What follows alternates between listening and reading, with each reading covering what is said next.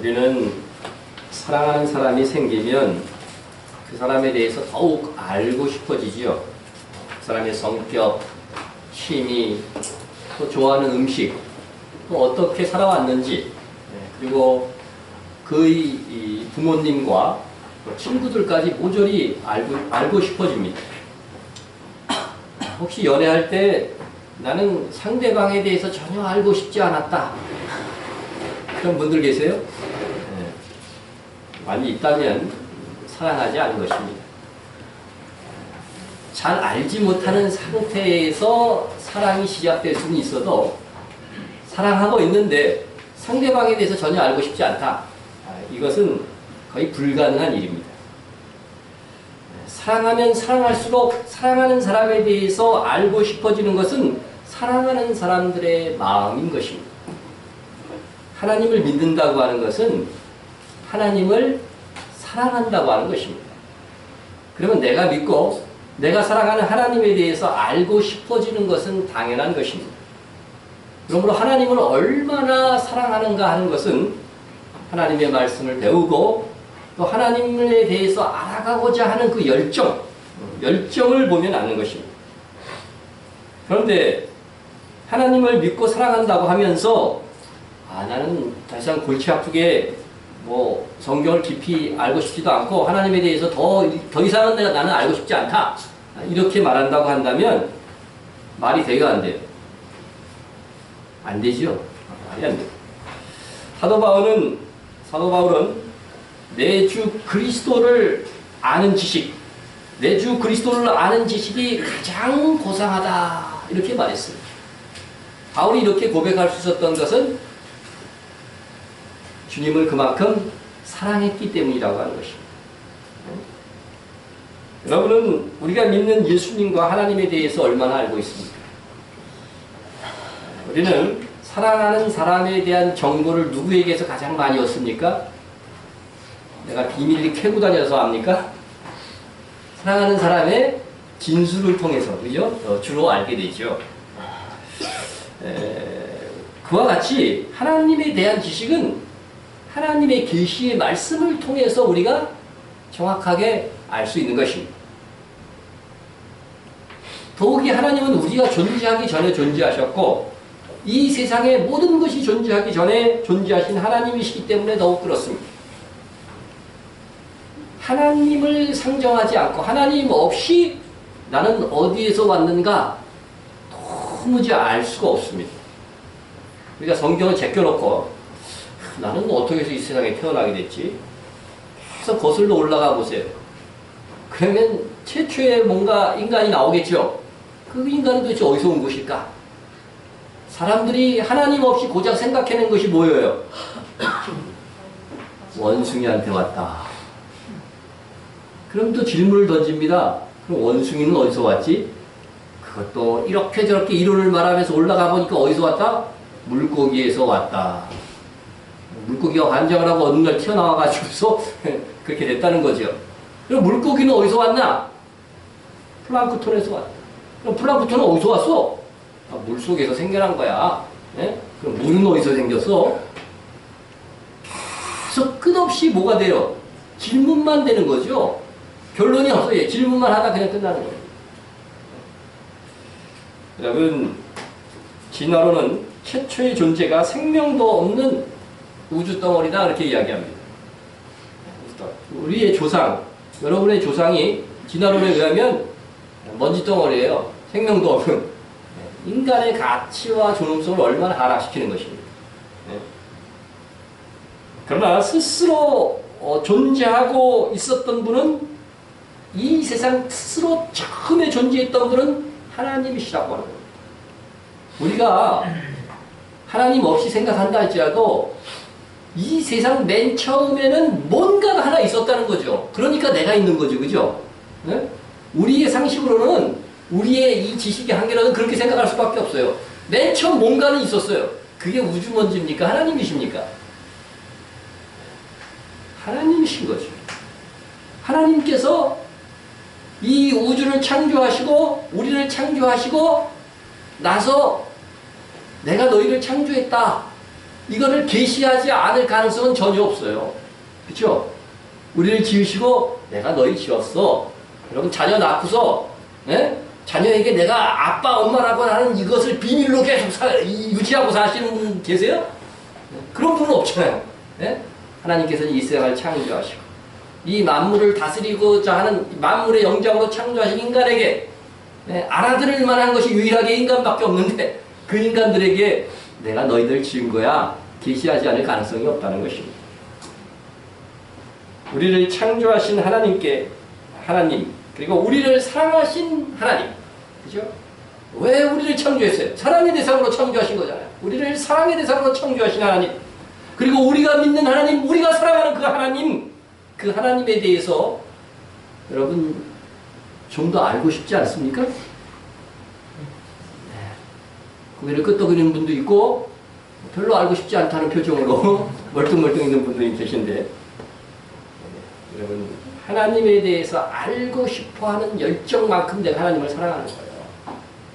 그런데 하나님께서요, 하나님의 존재에 대해서 내 비밀을 가르쳐줄게 하면서 가르쳐주신 것이 뭐냐면 나는 삼위일체 하나님이다 하는 것입니다. 그래서 오늘은 삼위일체 교리에 대해서 살펴보려고 해요. 우리가 예수 그리스도를 믿으라 그리하면 뭘 얻는다? 구원을 얻는다. 이렇게 복음을 전하죠.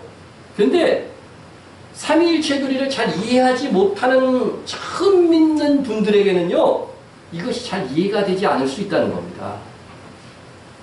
하나님을 믿어야 구원을 얻는 거지, 왜 하나님의 아들인 예수님을 믿어야 구원을 얻는다고 하는 것일까?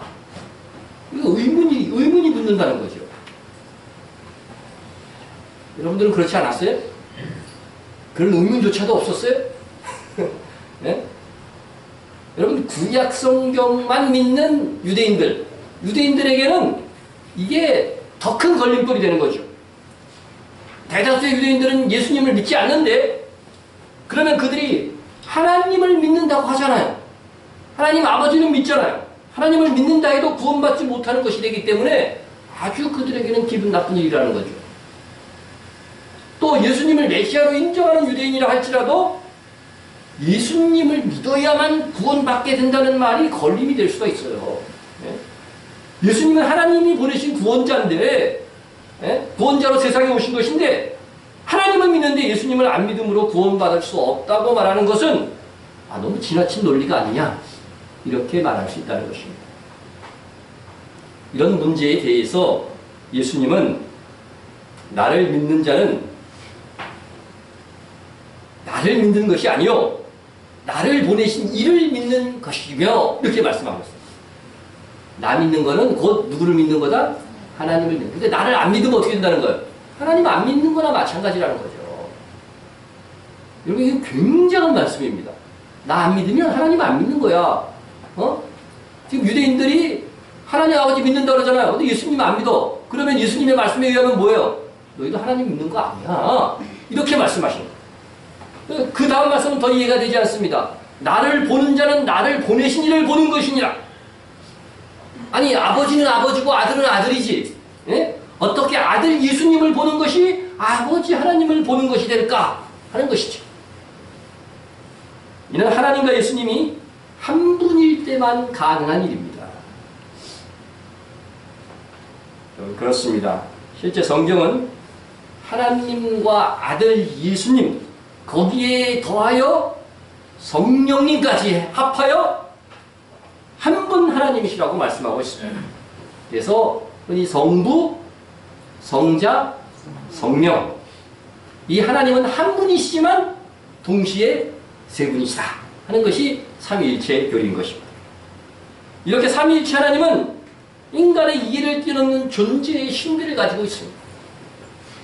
그러니까 하나님에 대해서 사랑한다면 하나님의 존재의 신비를 좀 알아야 될 거 아니에요. 왜 예수님을 믿지 않으면 하나님도 믿지 않는 것이 되는지, 이 삼위일체 교리를 모르면은요 이해가 안 되는 거죠. 그래서 오늘 성경을 이해하기 위해서, 또 우리가 믿는 하나님을 더욱 알아가고자 하는 열심으로서 삼위일체의 교리를 알아보게 되는 것입니다.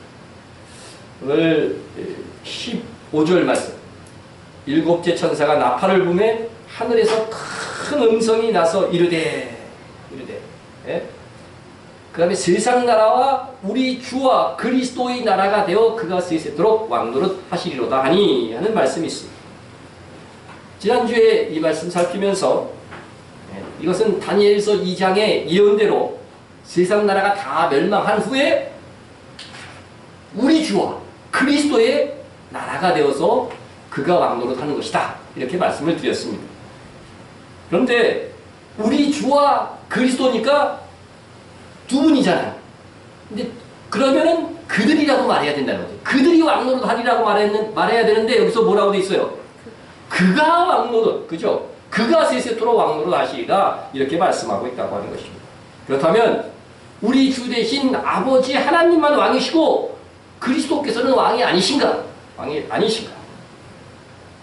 우리가 본문에 있는 그 17절을 읽어보면은요, 이렇게 돼 있어요. 옛적에도 계셨고 지금도 계신 주 하나님, 곧 전능하신 이여, 친히 큰 권능을 잡으시고 왕노릇 하시더라. 여기서 보면은 주 하나님이 정확하게 말하면 성부 하나님께서 뭐 하신다? 왕노릇 하신다. 이렇게 되어 있습니다. 그러면 하나님 아버지만 왕노릇 하시느냐? 근데 이후의 내용들을 보면 그리스도이신 예수님도, 어린 양 예수님도 역시 만왕의 왕이라고 기록되어져 있어요. 계시록 20장 4절에서 보면은요, 그리스도와 더불어 1000년 동안 왕노릇하니. 이것은 뭐예요? 우리 믿는 성도들이 왕노릇을 하게 되는데 누구와 더불어? 그리스도와 더불어. 그럼 그리스도도 뭐라는 거예요? 왕이시라고 하는 것이죠. 네. 자, 그리스도께서 세상 나라가 멸망한 후에 그리스도께서도 왕노릇하는 것이 이로써 확실해졌습니다.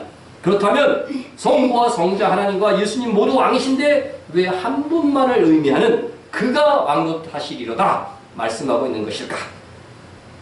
여기서 하나님과 예수님이 한 분이기 때문에 라고 이렇게 답을 할 수가 있습니다. 우리는 또한 하나님의 존재는 삼위일체, 성부, 성자, 성령 한 분이라는 교리에 대해서도 우리가 잘 알고 있어요. 대체적으로 잘 알고 있습니다. 그래서 얼마나 잘 알고 있는지 물어보도록 하겠습니다. 삼위일체 교리는 하나님께서 세 분이면서 한 분이라고 하는 것인데 마치 제가 한 사람이지만 여러분에게는 제가 뭐예요? 목사고 제 아내에게는 뭐예요? 남편이고 우리 아들에게는 우리 어머니에게는 아들이죠. 그죠? 우리 어머니의 아들. 이렇듯이 하나님은 한 분이신데 친히 사람이 되셨고 또 성령도 되신다는 것이다. 맞습니까? 틀립니까? 맞는다고 생각하시는 분 손 들어보세요. 네. 내리세요.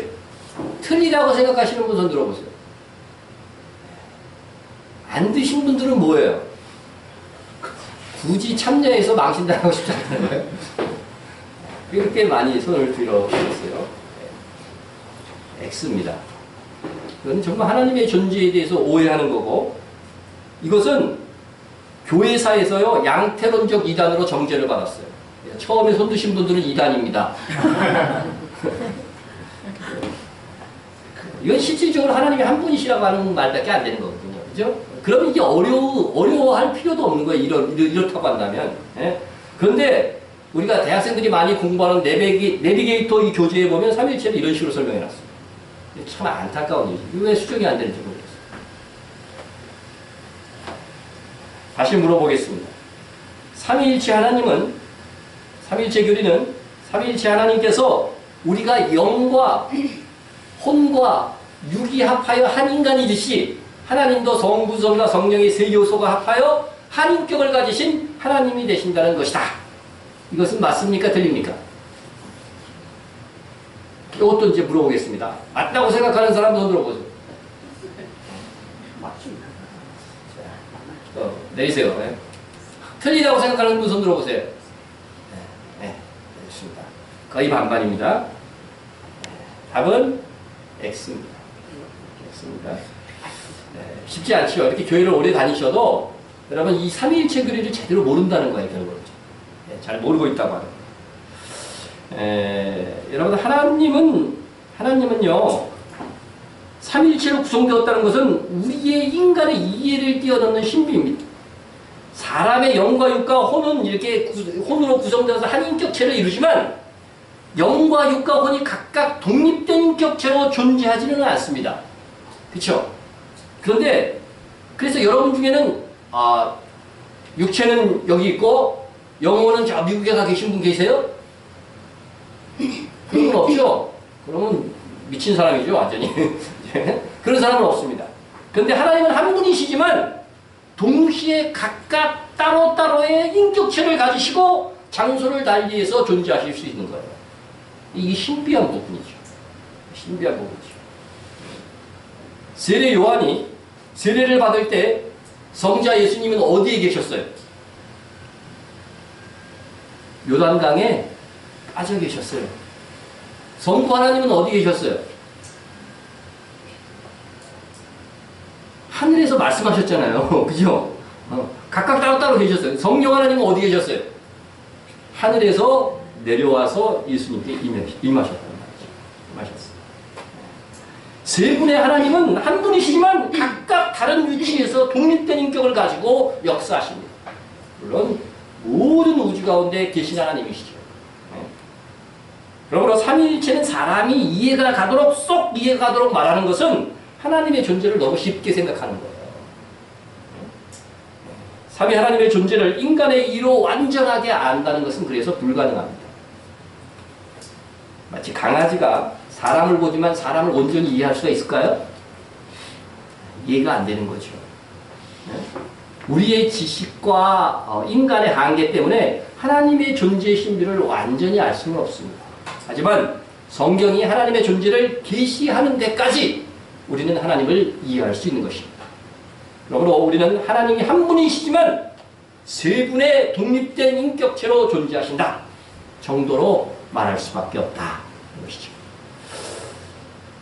그렇다면 본문 15절 그가 왕노릇 하시리로다 하신 말씀은 하나님 한 분만이 왕노릇 하는 것처럼 말씀하신 것이라도 실상은 예수님과 성부 하나님 모두가 왕노릇 하신다는 것입니다.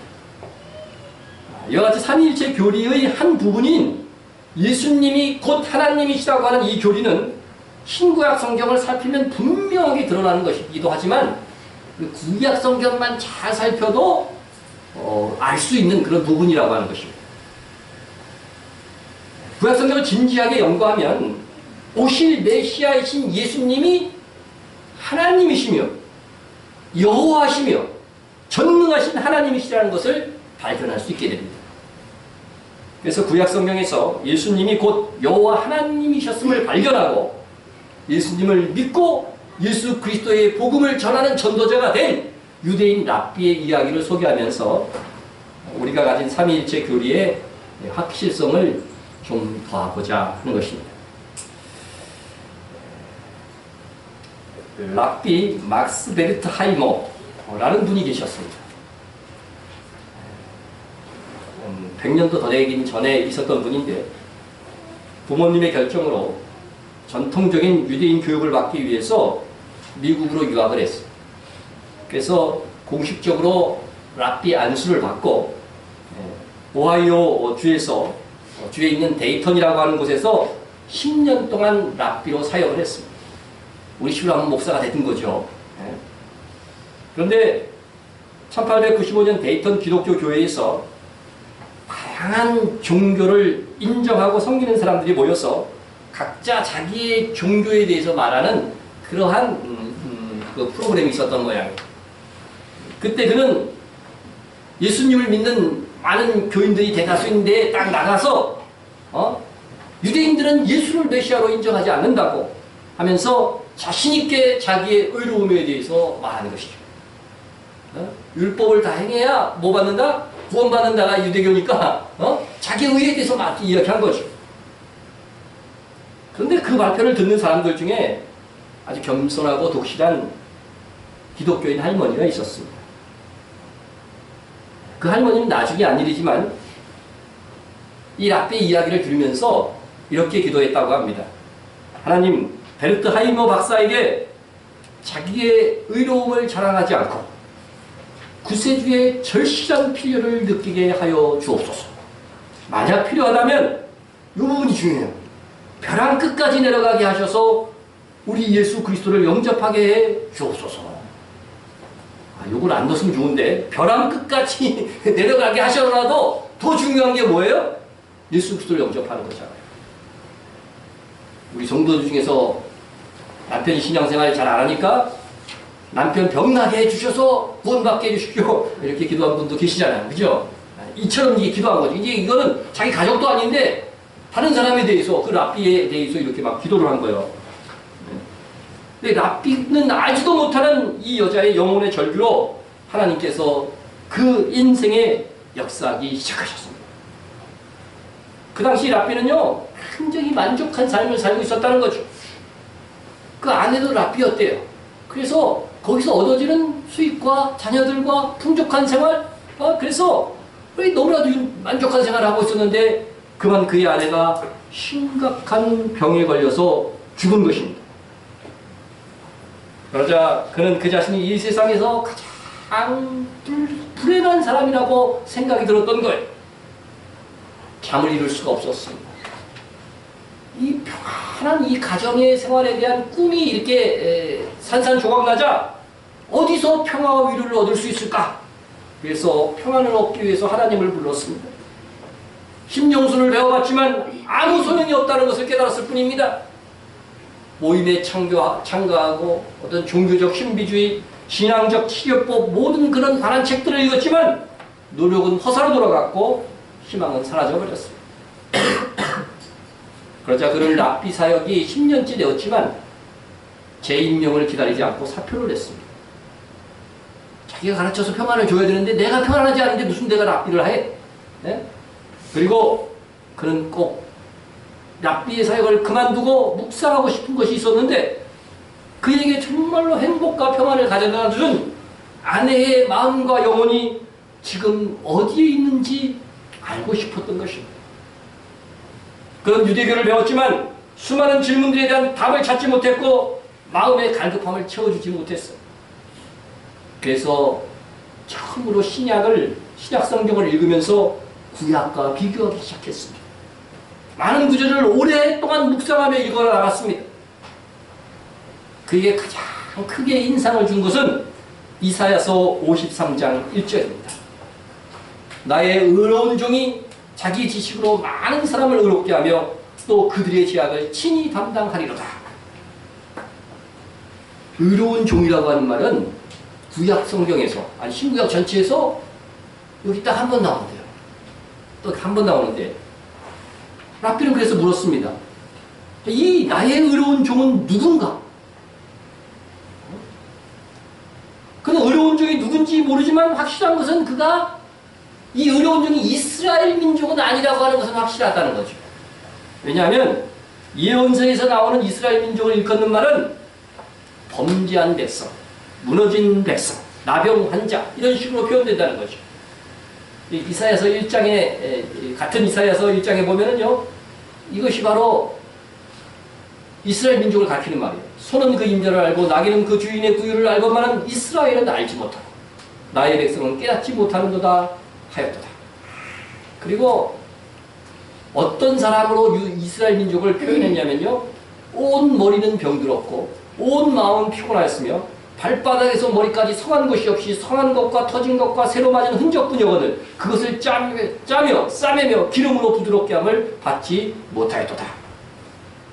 이 정도로 이사야서에서 이스라엘 민족을 평하는데 나의 의로운 종이 이스라엘 민족일 일이 없다는 거죠. 그렇다면 이 구절 내에서 정말 이 주인공이 이스라엘 민족이 아니라면 누굴까? 그것을 깊이 연구하는 중에 이제 앞뒤 문맥을 살펴봤어요. 그래서 이사야서 50장 6절에 보면 이런 말씀이 나오더라는 거죠. 나를 때리는 자들에게 내 등을 맡기며. 이 구절을 발견한 겁니다. 아니 누가 때리는 자에게 등을 맡겨? 네? 여기 보면은 나를 때린다고 했잖아요. 네? 나를 때리는 자들에게 내 등을 맡기려 했잖아요. 그러면 이 나가 누구냐? 나가 누구예요? 우리는 너무 쉽게 예수님이라고 알잖아요. 그 랍비는 이해가 안 되는 거죠. 그런데 이사야서 50장 1절에 보면은요, 나 여호와가 이렇게 이르노라 하고 이 문맥이 시작된 거예요. 예? 그러니까 이 구절에서 주인공은 여호와 하나님뿐이라고 하는 사실에 그거 소스라치게 놀라운 거죠. 그렇다면 하나님을 때리는 자들에게 하나님께서 등을 맡기신 것인가? 아니 하나님도 등이 있다는 말인가? 언제 그리고 왜 누가 하나님을 때린 것인가? 이런 의문 속에 랍비는 계속해서 성경을 읽었습니다. 나의 수염을 뽑는 자들에게 나의 뺨을 맡기며 모욕과 침뱉음을 당하여도 내 얼굴을 가리지 아니하였느니라. 이 말은 도대체 다 무슨 뜻인가? 누가 이런 대접을 받았단 말인가? 언제 왜 하나님이 사람이 가진 속성을 어떻게 똑같이 가질 수 있을까? 이렇게 시작된 그의 질문은 깊이 말씀을 묵상하게 만들었습니다. 여기까지 랍비의 고뇌를 살피면서 우리가 생각할 것이 있습니다. 우리는 이 말씀, 나를 때리는 자들이 내 등을 맡기며 나의 수염을 뽑는 자들에게 나의 뺨을 맡기며 모욕과 침뱉음을 당하여도 내 얼굴을 가리지 아니하였느니라. 이 예언의 주인공이 예수님이라고 하는 사실을 이거는 조금만 교회를 다녀본 사람들은 아무 설명을 듣지 않아도 예수님이라는 것을 알게 됩니다. 알 수 있습니다. 그러나 그렇게 공부를 많이 했다고 하는 구약 성경을 달달달 외운다고 하는 이 랍비도 신약 성경을 믿지 않으니까 자신들이 하나님의 말씀이라고 여기는 이 구약 성경의 기본이 해석이 안 되는 거예요. 해석이 안 되는 거예요. 그런데 여기서 우리가 한 가지 짚고 넘어갈 수 있는 것이 있는데 우리는 예수님께서 구약 성경에 여호와의 사자로 나타났다는 것만 알지 여호와로 자기를 계시했다고 하는 사실에 대해서는 무지한 편이라고 하는 거죠. 오늘 본문에서도 예수님이 뭐로 나타나요? 여호와로 나타나잖아요. 이사야서 50장 1절에 보면 여호와로 나타난다는 거죠. 대체로 여호와는 아버지 하나님의 이름으로만 우리가 대체로 알고 있어요. 그러나 예수님도 구약 성경에 여호와의 이름을 사용하셔서 나타나셨다고 하는 것입니다. 방금 랍비가 고민한 그 나를 때리는 자들에게 내 등을 맡기며라고 하였는데 여기서 나는 명백하게 예수님입니다. 예수님께서 십자가를 지시기 전에 채찍에 맞으신 것을 예언하는 것이죠. 채찍에 맞았던 것을 예언하는 것이죠. 실제로 성취되는 말씀을 한번 봅니다. 빌라도가 무리에게 만족을 주고자 하여 바라바는 놓아주고 예수는 채찍질하고 십자가에 못 박히게 넘겨줍니다. 예수님의 등에 채찍질한 것. 이게 바로 이사야 50장에 있는 6절의 말씀을 그대로 성취하는 거죠. 그뿐만 아닙니다. 수염이 뽑히고 뺨을 맞으며 모욕과 침뱉음을 당할 것이지만 얼굴을 가리지 않는다고 그랬죠. 이것은 뭐예요? 모진 치욕을 그대로 다 당할 것이라고 하는 것이죠. 여러분 수치당하면 사람들이 어떻게 뭐부터 해요? TV에 보면 어떻게 얼굴도 가리잖아. 얼굴 창피해서. 근데 예수님은 어떻게 하셨다?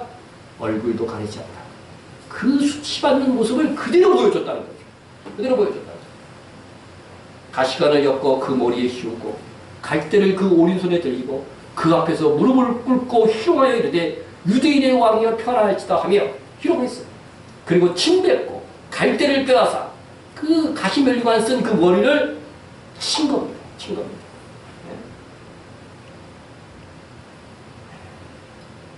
이렇게 예수님은 이사야서 50장 6절에 채찍질 당하시고 각종 수모를 당하는 그런 모습을 예수님께서 성취하셨어요. 그런데 이 예수님을 이사야서에는 여호와라고 말씀하고 있다고 하는 거죠. 여호와가 당할 것을 예언하고 있다고 하는 것이죠. 이는 여호와 하나님께서 친히 당신 자신의 미래에 당하실 일들을 이사야의 입술로 예언한 것인데 그것을 성취한 분이 예수님이라고 한다면 그러면 예수님이 뭐라고 하는 거예요? 예수님이 바로 여호와 하나님이셨다고 하는 것을 증명한다고 하는 것입니다. 그러므로 예수님은 구약시대에 여호와의 이름으로 나타나셨다고 하는 것입니다. 또 우리가 좀 더 확실하게 하기 위해서 출애굽기 3장에서 보면요 모세에게 출애굽의 지도자로 세움을 받는 그런 명령을 내립니다. 그때 보면 여호와의 사자가 떨기나무 가운데로부터 나오는 불꽃 안에서 그에게 나타나시니라 했습니다. 모세가 장인의 양떼를 치고 있는데 떨기나무 가운데서 누가 나타나셨어요? 누가 나타나셨어요? 여호와의 사자. 여호와의 사자가 나타나셨다고 했어요. 이때 모세가 떨기나무 불꽃을 보면서 불이 붙었는데 안 타네? 그래서 신기해갖고 다가오고 있었어요. 다가오고 있었어요. 이게 다음 구절은 이렇게 이야기합니다. 여호와께서 그가 보려고 돌이켜 오는 것을 보신지라 하나님이 떨기나무 가운데서 그를 불러 이르시되 모세야 모세야 하시매. 이 구절에서는 떨기나무 가운데 계신 분이 여호와의 사자라고 하지 않고 뭐라고 그래요? 여호와, 그냥 여호와야. 여호와라고 하신다고 하는 것입니다. 바로 전 3장 2절에서는 떨기나무 가운데 계신 분이 여호와의 사자라고 했는데 4절에서는 어떻게 해요? 떨기나무 가운데 계신 분이 여호와라고 또 말하고 있다는 거죠. 결국 여호와의 사자가 곧 누구라는 거예요? 여호와시라고 하는 겁니다. 이렇게 예수님은 구약성경에 여호와의 사자로도 또 여호와의 이름으로도 나타나셨다고 하는 것입니다. 랍비 막스 베르트 하이머도 이 문제에 대해서 고민을 했습니다. 아니 예수 그리스도가 하나님이라고 한다면 구약에서도 하나님으로 나타나셨을 것이라고 하는 거죠. 그래서 그가 발견했던 것은 이것입니다. 유대인들에게는 유명한 하나님은 한 분이시라고 하는 이 신교적 구호가 있다고 합니다. 제가 가진 주석을요, 그대로 제가 스캔해서 갖고 온 겁니다. 그걸 우리 히브리어로 한번 읽어봅시다. 여러분 히브리어 읽을 줄 알죠? 같이 시작. 쉐마 이스라엘 아도나이 엘로헤누 아도나이 에하드. 뭔가 굉장히 여러분 유식해진 것 같지 않습니까? 그 말씀은 뭐냐면은 신명기 6장 4절 말씀으로 이스라엘아 들으라. 우리 하나님 여호와는 오직 유일한 여호와시니. 그런 말씀인 것입니다. 이것은 유대인들이 하나님은 한 분이시라고 하는 유일신, 그죠? 유일신, 유일하신 하나님이라고 하는 것들을 아주 가르치는 중요한 말씀이라고 하는 것입니다. 자, 수백 년 동안 이스라엘 민족은 이 유일함에 해당하는 이 히브리어가 뭐냐면 에하드라고 해요. 에하드라고 했는데 그것을 오직 하나님은 한 분이다 하는 그런 뜻으로 받아들였다는 것이죠. 절대적인 하나다. 하나님은 무조건 한 분이시다. 이렇게 가르쳤다는 것입니다. 근데 하지만 랍비는 이 말씀을 배우면 배울수록 이 가르침이 틀렸다고 하는 것을 깨닫게 됩니다. 이 에하드라고 하는 단어는 그 뜻을 이렇게 자기가 연구해 보니까 절대적인 단일이 아니라 연합한 단위다. 연합한 단위, 연합적 단위, 결합적 단위 그런 의미라고 하는 것입니다. 그래서 랍비가 여러 가지 예를 들었어요. 여러 가지 예를 들었는데 그 중에 한 가지만 제가 소개하고자 한다면 이러므로 남자가 부모를 떠나 그의 아내와 합하여 둘이 한 몸을 이룰지어다 이렇게 했습니다. 여기서 바로 한 몸, 이 한 몸의 뭐냐면은 바사르 에하드라고 합니다. 바사르 에하드라고 했는데 이 바사르 에하드는 남자가 지금 보세요. 한 몸이라고 했는데 남자와 여자가 합해가지고서 뭐가 된 거예요? 한 몸이 됐다는 거잖아요. 그죠? 그러면 남자와 여자가 합했는데 하나라고. 이게 지금 에하드라는 바사르 에하드를 뭐라고 표현했냐면 남성 단수로 표현했어요. 하나라고 표현한 거죠. 하나라고. 단수. 그러니까 남자 여자가 합했는데 남자가 된 거예요. 이런 식의 표현이라고 하는 거예요. 그래서 이 에하드라고 단어는 둘이 합해서 하나든가 셋이 합하다 하나든가 이렇게 결합적 하나를 의미하는 것이지 결코 절대적 하나를 이야기하는 것이 아니다. 아니다고 하는 것들을 이 랍비가 이야기를 하게 되는 것입니다. 그래서 이처럼 여호와 하나님은 유일한 한 분이라고 하는 신명기 4장 말씀은 딱 한 분이 아닌 합하여 한 분이라는 것이죠. 그래서 랍비는 창세기 그러면서 랍비가 말한 것은 뭐냐면 창세기 18장에서 지상에서 아브라함과 이야기를 나누는 여호와와 하늘에서 또 유황불을 내리시는 여호와 두 분의 여호와가 있는 것 같다. 그렇게 진술을 합니다. 보겠습니다. 여호와께서 이르시되 내가 만일 소돔 성 가운데에서 의인 50명을 찾으면 그들을 위하여 온 지역을 용서하리라. 아브라함이 대답하여 이르시되, 그러면 사람의 모양으로 나타난 여호와가 계셨어요. 그죠? 그 여호와가 누구하고 얘기하고 있어요? 아브라함과 이야기하고 있었어요. 근데 그 다음 장에 보면은 여호와께서 하늘 곧 여호와께로부터 유황과 불을 소돔과 고모라에 내리사 이렇게 되어져 있어요. 예? 그러니까 하늘에 계신 여호와와 땅에서 소돔성 주변을 거닐고 계신 여호와가 있었다는 것이죠. 이 두 분의 여호와가 있다 이렇게 표현을 했습니다. 랍비는 이렇게 설명했고 그 설명은 틀리지 않았지만 또 그런데 이건 우기려고 하면은요, 아브라함과 이야기하던 여호와께서 이야기를 끝내고 얼른 올라가셔서 하늘에서 유황불을 내린다 이렇게 이야기하면은 할 말이 없어져요. 그죠? 할 말이 없어지게 됩니다. 그래서 여호와는 한 분이 아니라 두 분이시라는 것을 추가적으로 신구약 성경을 통해서 말씀을 드립니다. 창세기 1장 26절을 보면 하나님이 이르시되 우리의 형상을 따라 우리의 모양대로 우리가 사람을 만들고 이렇게 되어져 있습니다. 하나님이 한 분이라는 거예요? 최소한 두 분 이상이 되는 거예요? 이건 두 분 이상이잖아. 하나님끼리 대화를 하고 있어요 지금. 그러면서 뭐예요? 우리라고 하는 단어를 사용하고 있다는 거죠. 그런데 이렇게 사람을 만들자고 뭐 하나님끼리 의논을 했어요. 그런데 하나님 이 사람을 창조하실 때 보면 창세기 2장 7절에 보면 여호와 하나님이 땅의 흙으로 사람을 지으시고 이렇게 되어 있단 말이죠. 네? 그렇다고 한다면 이 여호와 하나님이 단수지만 어떻게 돼요? 우리라고 하는 이름을 우리 여러 사람 두 분 이상 최소한 합친 분이 어떻게 된다는 거예요? 여호와 하나님이라는 거죠. 여호와 하나님이라는 것을 성경이 말씀하고 있는 것입니다. 그런데 이것을 신약 성경을 보면 또 확실하게 설명이 되는데 요한복음 1장을 보면 천지를 창조하신 분이 예수님이라고 나와 있어요. 그리고 그 예수님이 또 다른 하나님과 함께 있었다고 나와 있어요. 이게 이 두 분이 다 창조하신 거야. 그럼에도 불구하고 창세기 2장 7절에 보면 한 분이 창조했다고 기록하는 거예요. 그러니까 이 여호와 하나님은요 두 분인 거예요 최소한. 창세기 요한복음 1장 1절에서 3절을 봅니다. 태초에 말씀이 계시니라. 말씀은 예수님인 거 이건 뭐 기본 상식이니까 이 말씀이 하나님과 함께 계셨으니 이 말씀은 곧 하나님이시니라.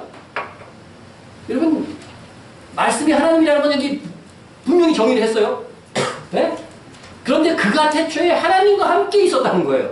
하나님인데 또 다른 하나님과 어떻게 돼요? 함께 있었다는 거죠. 함께 있었다.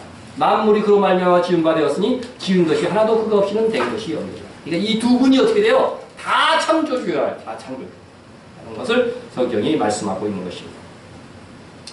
랍비는 구약 성경을 연구한 끝에 예수님이 신성을 가지신 여호와 하나님이셨다고 하는 것을 정말로 깨닫고 그리고 장차 올 구원자 여호수아가 구원자라는 뜻이거든요. 구원자로 예언되어졌다는 것을 확인하고서 그는 소리쳤다고 했어요. 그것이 깨달음이 어느 동안 소리쳤는데 그러면서 그는 이렇게 기도했습니다. 주님, 예수 그리스도 안에서 나의 죄를 용서한 것을 압니다. 예수 그리스도가 나를 위해서 죽은 것을 믿습니다. 당신이 나를 보호하고 계심을 믿습니다. 모든 능력이 당신 안에 있습니다. 지금부터 나는 예수님이 나의 구세주, 나의 주님이라고 사람들에게 전하겠습니다. 여러분, 이 유대인 랍비가 누구의 도움도 받지 않고 스스로 말씀을 연구하다가 이 결론에 이른 거예요.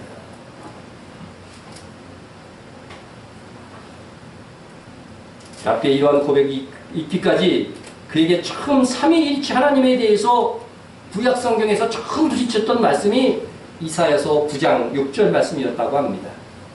이는 한 아기가 우리에게 낳고 한 아들을 우리에게 주신 바 되었는데 그의 어깨에는 정사를 메었고 그의 이름은 기묘자라 모사라 전능하신 하나님이라 영존하시는 아버지라 평강의 왕이라 할 것입니다.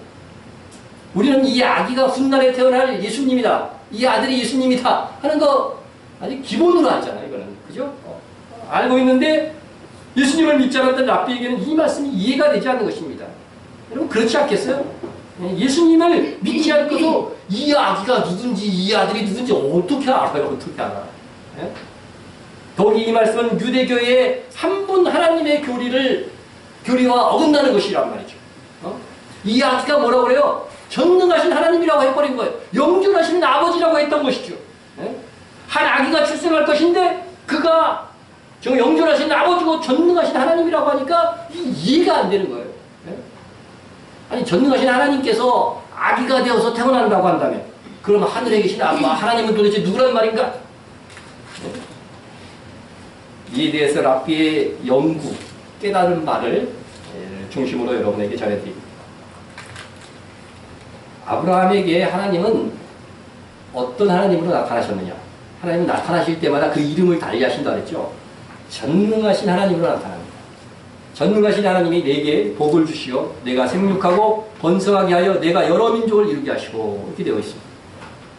전능하신 하나님은 히브리어로 엘샤다이입니다. 엘샤다이. 예? 전능하신 엘샤다이인데 요 중에서 샤다이라고 하는 거죠. 샤다이. 전능하신 요 샤다이. 샤다이. 요 단어의 첫 글자가 쉰이라고 합니다. 알파벳으로 하면은 이제 알렙이라고 보통 이렇게 얘기하는데 우리가 알파벳이 많이 알려져 있으니까 히브리어 알파벳 중에 이게 쉰이라고 하는 그런 글자예요. 요것을요 보면은 테필린과 메두자에 새겨져 있습니다. 그럼 테필린과 메두자가 뭐냐? 이것은 신명기 6장의 세마의 말씀과 관련이 있습니다. 그것은 성령 강림절의 다음 주에 조금 더 자세히 설명하고 오늘은 테필린과 메두자의 근거가 되는 말씀만은 한번 살피도록 하겠습니다. 테필린 메두자 메두자의 이런 쉰자라고 하는 요 알파벳이 항상 새겨져 있다는 거예요. 그것을 염두에 두시고 말씀을 드리시기 바랍니다.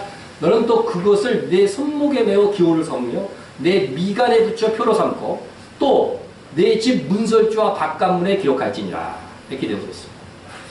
그러니까 내 손목에 메어서 기호를 삼고 내 미간에 붙여 표로 삼고자 삼으라고 했어요. 이 하나님의 말씀을.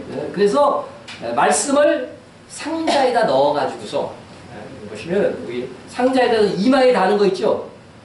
이마에 다는 거 이거 하고 또 손목에다가 이렇게 메어갖고 7줄로 메운 다음에 이 손목에다 이렇게 딱 메는 거죠. 그래서 여기도 상자가 하나 있고 여기도 상자가 하나 있는 거예요. 그죠? 이마에도 상자가 있고 이 손등에도 이제 상자가 있는 거죠. 근데 거기에 뭐가 들어있어요? 하나님의 말씀이 들어있는 거예요. 하나님의 말씀이 되는 거죠. 이것을 테플린이라고 부르고 이마에 붙이는 것은 쉘로시. 여기에서 로스라고 나오는 것들은 이게 머리라고 하는 뜻이에요. 쉘로시라고 부르고 이게 손에다가 하는 것들을 쉘야드라고 이렇게 부릅니다. 그래서 이렇게 그것을 이제 테플린이라고 부르는 것이고 또 기록한 말씀을 또 상자 함에 넣어갖고 집 문설주와 바깥 문에다가 이렇게 붙이는 것을 뭐라고 하냐면 바로 메두자라고 하는 것입니다. 이런 형식이에요. 이렇게 집 문 입구에 이렇게 여러분들도 붙여놔도 됩니다. 아무도 안 말립니다. 자, 이런 것이 이제 테플린 메두자인데 이 테플린 메두자에다가 먼저 이제 이 테플린 중에서 머리에 매는 것을 셀루시라고 한다고 했는데 이거는 상자 안에 4개의 방이 있어요. 이렇게 4개의 방 있어갖고 곡기에다가 넣는 말씀 구절이 있어요. 또 정해져 있어요. 말씀을 이렇게 넣는데 이것은 4종류의 말씀을 이렇게 넣는 것은 다양한 관점을 의미한다. 다양한 관점. 그래서 아마도 이것은 동일한 예수님의 말씀을 4가지 관점으로 말한 마태, 마가, 누가, 요한복음을 이렇게 상징하고 예언했던 것이 아닐까 그렇게 저는 생각을 합니다. 왜냐하면 이거는 고대서부터 예수님 때 다 했던 거예요. 다 해봤던 것이니까. 자, 왜냐하면 이는 현대인뿐만 아니고 예수님 당시 유대인들도 아마도 예수님도 착용했을 것이라고 예상이 됩니다. 예수님께서는 서기관과 바리새인들의 비판하는 중에 이런 말씀을 하셨어요. 그들의 모든 행위를 사람에게 보이고자 하나니 곧 그 경문띠를 넓게 하며 옷수를 길게 하고 여기서 말할 때 경문띠 나오죠. 그죠? 이 경문띠가 바로 테플린에 해당하는 거예요. 테플린에 해당하는 겁니다. 그래서 바리새인들이 경건하게 보이고자 경문의 이 의미에는 추천이나 이런 것에는 뜻을 두지 않고 어떻게 했다는 거예요? 경문에 묶는 띠를 아주 넓게 해갖고 사람들에게 잘 보이도록 하는 데만 신경 썼다는 거죠. 거룩한 척 하는 거죠. 경건한 척. 예? 그리고 옷수를 어떻게 돼요? 길게 했다고 하는데 이것도 율법에 근거한 말씀이죠. 그것까지 한번 살피겠습니다. 이스라엘 자손에게 명령하여 대대로 그들이 옷단규에 술을 만들고 청색끈을 그 기계의 술에 더하라. 왜 이것을 더했느냐?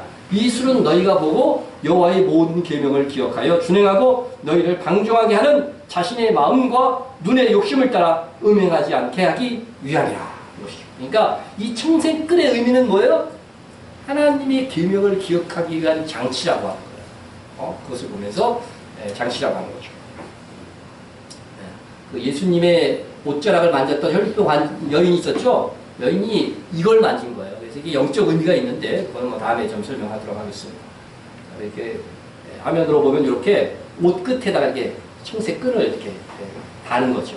다는 거예요. 그래서 그것을 보면서 사람들이 하나님의 계명을 기억하게 하는 하나의 사인으로 그것을 사용하게 됐다 하는 것입니다. 그러니까 아이들이 저거 뭐야 이렇게 물어볼 거 아니에요. 그러면은 그렇게 설명하는 것이죠. 자, 예수님도 이렇게 경문을 차고 옷수를 다는 행위를 그만하고 말씀한 것이 아니고 사람들에게 보이려고 너무 크고 화려하고 길게 이렇게 하는 태도, 정말 그것을 지키는 일에는 마음을 안 쓰고 의식적으로 그것을 하려고 했던 그 서기관과 바리새인들의 이 태도를 경멸하신 것이죠. 그래서 예수님도 이러한 테필린 경문을 차고 옷수를 달고 다녔다고 보아야 한다는 것입니다. 그래서 누가복음 8장 44절에 언어적으로 살피면 이것을 알 수가 있어요. 알 수가 있는데 하여간 중요한 것은 테플린과 메주자는 유대인이라면 대대로 행해왔던 관습이라고 하는 것입니다. 그런데 테필린 중에서 이 손목에 매는 거, 팔에 기중에서 손목에 매는 거, 쉘야드라고 했죠. 근데 이것은 매일 말씀을 상고한다는 의미에서 7줄로 이렇게 하는 거예요. 7줄로 하고 그 다음에 이제 손에다가 이렇게 표시하는데 이제 손에 표시 넣은 것이 이것은 딱 방이 하나예요. 이마에 하는 것은 4개의 방이 있다 그랬잖아요. 딱 상자 하나에 말씀 하나를 딱 넣는 겁니다. 이렇게 넣고서 묶는데 그리고 마지막으로는 손등으로 이렇게 매서 이렇게 하는데 이 손등에는 무슨 모양이에요? 무슨 모양이에요? 글자로 얘기하면 W자잖아요. 그죠? W자 모양으로 항상 맨다는 거죠. 근데 이것은 W자를 의미하는 것이 아니고 바로 히브리어 쉰자를 표시하는 쉰자. 이것을 상징하면서 이렇게 매는 겁니다. 자, 이렇게 왜 신자를 신자의 모양으로 이렇게 묶느냐 하면은요, 쉘야드를 묶느냐 하면은 이 철자가 하나님을 상징하는 알파벳이기 때문에 그렇습니다. 하나님을 상징하는 알파벳이기 때문에. 메주자도 마찬가지입니다. 메주자도 이렇게 말씀을 이렇게 넣어가지고서 하는 거죠. 그러면 지금 동그라미, 빨갛게 동그라미 한 부분이 뭐라고 써 있는 거예요? 시아다이라고 되어 있는 거예요. 시아다이. 이게 하나님을 의미하는 거거든요. 근데 이 정면으로 이것을 보면은요, 여러 종류의 다양한 이 메주자들이에요. 그런데 다 일관되게 맨 위에다가 뭐를 표시하고 있어요? 신자 표시를 하고 있다고 하는 거예요. 이것이 다 무슨 뜻이라고요? 하나님을 의미한다고 해요. 하나님을 의미하는 철자라고 하는 것이죠. 네? 그래서 랍비의 말은 이 글자 자체가 이 글자, 이 쉰이라는 자체, 하나님을 상징하는 쉰이라는 자체가 하나님을, 삼위일체 하나님을 계시하고 있다는 거예요. 그래서 히브리어 철자는요, 그 단어 자체로 하나님의 영감과 계시를 가지고 있다고 하는 거예요. 그래서 이 쉰이라고 하는 히브리 사람들이 하나님을 상징하는 이 글자에 3개의 획이 합쳐져서 어떻게 돼요? 하나의 연합을 이룬다고 하는 겁니다. 한 획이 성부, 또 한 획이 성자, 또 한 획이 성령. 이것이 바로 합쳐져서 뭐가 돼요? 삼위일체 하나님을 의미하는 것이다. 이렇게 설명을 하고 있는 것입니다. 이제 고대 히브리어를 공부하면은 한자 한자마다 다 의미가 있어요. 그래서 이것들이 다 계시를 하는 거예요. 그래서 이 천지라고 하는 이 단어 같은 것들도 이렇게 딱 보면 제가 이제 살펴보니까 전부 다 의미가 있더라고요. 이 단어, 알파벳 자체로서요, 성경이 풀어지는 거예요. 그런 의미가 있어요. 그런데 이 삼위일체 신자도 이렇게 삼위일체 하나님을 상징한다고 하는 거죠. 상징한다고. 그렇게 해서 이 랍비는 거기서 답을 얻었다는 거죠. 답을 얻었다는 거죠. 거기에 참고로 중국의 상형문자인 이 한자는 발생 시기가 약 BC 2500년 전이다 이렇게 봅니다. 근데 유교와 도교가 중국에 유행한 시기는 BC 500년 전이고 불교가 중국에 소개된 것은 BC 67년이에요. 그러니까 엄청난, 그죠? 거의 2000년 차이가 나는 거예요. 근데 그전에는 이 불교, 유교, 도교 없었어요. 그리고 그전에는 그들의 종교가 뭐였느냐 이거죠. 어? 이 불교, 유교가 들어서고 또 진시황의 분서경류라고 있어요. 모든 역사책들을 다, 뭐 마술이니 뭐 그런 책들은 다 없애라고 했는데 이때 모든 서적들과 역사서들이 다 없어진 거예요. 그런데도 남아있는 것들이 있죠. 그래서 이 불교, 유교, 이런 도교들이 들어오기 전에 중국에서는 누구를 섬겼느냐? 들어보셨을 거예요. 상제. 하늘에 있는 상제를 섬겼다는 거예요. 상제를 섬겼다는 거죠. 네. 그런데 이 상제가요, 하늘에 계신 통치자 상제가 중국 발음으로 뭐냐면은 샹다이요. 샹다이. 이 히브리어는 이게 뭐예요? 샤다이. 네? 동그라미 하나 차이예요. 거의 언어적으로요 발음이 비슷하다고 하는 거죠. 발음이 비슷하다고 하는 거죠. 그래서 이건 역시도 한자에서도 성경의 사건을 이렇게 배경으로 한 것이다. 뭐 한자에서 성경을 배경으로 한 것들만 이렇게 또 책이 나온 것들이 있어요. 그러니까 굉장히 이게 한자가 생긴 그 유래도 이 노아의 홍수 사건 바로 직후기 때문에 그런 것들을 많이 담고 있다고 하는 것이죠. 그래서 이런 참고적으로 제가 말씀을 드린 겁니다. 어쨌건 엘샤다이 전능하신 하나님은 하나님의 아버지 하나님의 이름이기도 했지만 세상에 오실 예수님의 이름이기도 했다. 또한 여호와도 하나님 아버지의 이름이기도 했지만 구약시대 예수님의 이름이기도 했다. 그리고 이 두 분과 성령까지 합해서 세 분이 한 하나님이셨다 하는 것이 삼위일체 교리인 것입니다. 그럼으로써 요한계시록 11장 5절에서 주와 그리스도 두 분의 나라가 되었음에도 불구하고 한 분이신 그가 왕론하는 것으로 표현을 해도 성경적으로는 교리적으로는 아무런 이상할 것이 없다고 하는 것이죠. 이미 이런 표현들은 구약시대부터 사용했다고 하는 거예요. 그죠? 우리라고 얘기하고 단수로 얘기하고 그죠? 이렇게 했다고 하는 것입니다. 오늘 말씀은 계시록의 진행과는 별 상관이 없는 말씀이지만 계시록과 성경 전체를 이해하는 데 도움이 되는 말씀입니다. 하나님께서 공동체로 존재하는 삼위일체 하나님이시라는 것을 여러분 꼭 기억하세요. 여러분 교리가 우리의 삶과 관련이 있다니까요. 세 분인데 한 분이시라고 하는 것입니다. 이것은 하나님께서 사랑이시라고 하는 거예요. 얼마나 사랑하셨으면 세 분을 한 분이라고 하는 것일까? 그래서 우리도 서로 사랑함으로써 삼위일체 하나님의 사랑의 형상을 실천할 수가 있는 것입니다. 이런 삼위일체 정신은 주님이 가르쳐주신 주기도에도 가장 잘 나타나 있습니다. 하늘에 계신 우리 아버지 이름이 거룩히 여김을 받으시오. 오늘 우리에게 일용할 양식을 주옵시고 우리가 우리에게 죄 지은 자를 사여 준 것 같이 우리 죄를 사여 주옵시고 우리를 시험에 들지 말게 하옵시고 다만 악에서 구하시옵소서. 여러분 주님이 가르쳐 주신 기도에서 우리가 몇 번 나와요? 몇 번? 6번 나오죠. 근데요 제가 원어를 한번 봤어요. 원어를 보니까 우리라는 단어가 6번이 아니고 무려 9번 나오더라고요. 9번 나와요. 삼위일체 하나님께서 하나님 사이에 대화하실 때에 서로에 대해서 우리라고 말했어요. 우리라고 말했다는 거죠. 우리라는 단어를 통해서 서로를 지칭했다고 하는 것이죠. 당신이라고 불러도 됨에도 불구하고 나와 당신을 하나로 묶는 우리라고 하는 단어를 사용하셨던 것입니다. 그러므로 우리는 오늘 하나님의 형상을 회복하려는 우리는 함께 하나님의 자녀가 된 우리 서로를 존중하고 사랑해야만 하는 것이죠. 그래서 요한계시록의 인간 저자인 요한은 이렇게 말했습니다. 사랑하지 아니하는 자는 하나님을 알지 못한다. 이는 하나님은 사랑이십니다. 세 분이 한 분이 될 정도의 사랑, 그것을 이 삼위일체 교리가 우리에게 가르쳐주는 교훈이에요. 그래서 요한은 하나님은 사랑이라고 이렇게 정의를 한 겁니다.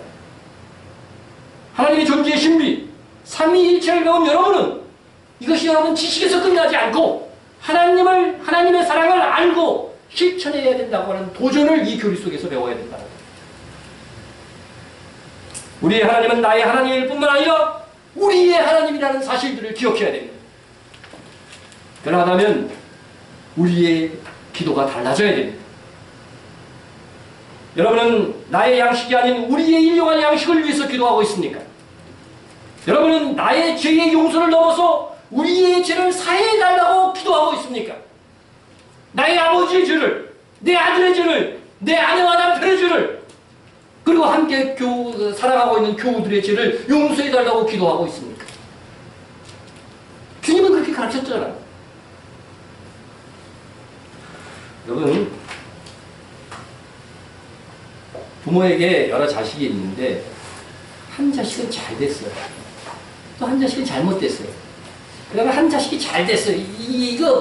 그러면 이 잘된 자식은 부모에게 그것으로 효도한 겁니까? 안 한 겁니까?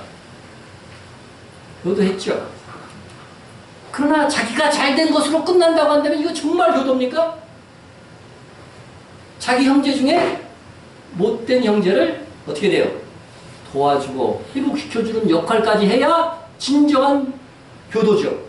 그죠? 그게 구약성경에 나오는 고일제도인 거예요. 여러분, 나만 신앙생활 잘하는 것은 정말 신앙생활 잘하는 것이 아니라고 하는 사실을 아셔야 돼요.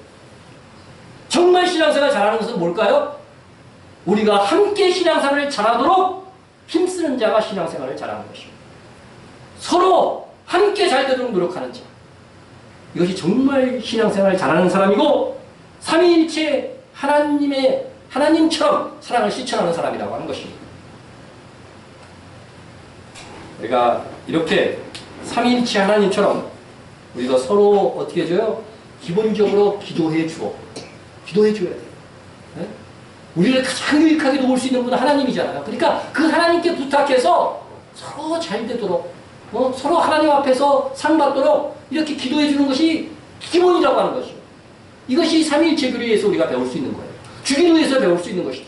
그리고 나서 그 사랑의 실천이 행해질 때에 삼위일체 하나님께서 정말로 기뻐하실 것입니다. 자녀들아, 우리가 말과 혀로만 사랑하지 말고 행함과 진실함으로 하자. 통성으로 기도하겠습니다. 삼위일체 하나님처럼 우리가 하나님의 하나의 공동체로 사랑하고 협력하여 하나님의 나라를 이루어갈 수 있도록 기도해 주시고요. 주의 심장으로 사랑할 수 있는 능력을 주옵소서. 성령의 충만함을 주옵소서. 기도하시기 바랍니다. 북한과 또 핍박받는 성도들을 위해서 기도해 주시고요. 동성애가 확산이 방지될 수 있도록 동성애를 조장하는 자들에게 하나님 벌을 내려 주옵소서. 기도해 주세요. 마지막 시대에 쓰임받는 우리 교회와 뷰티원의 선교제자들도 그리고 이스라엘을 위하여 네타나 교회를 위해서 그 교회 부흥과 목회자와 선교사와 성도간 중도를 위해서 기도하시기를 바랍니다. 통성으로 기도합니다. 사랑의 하나님 아버지 감사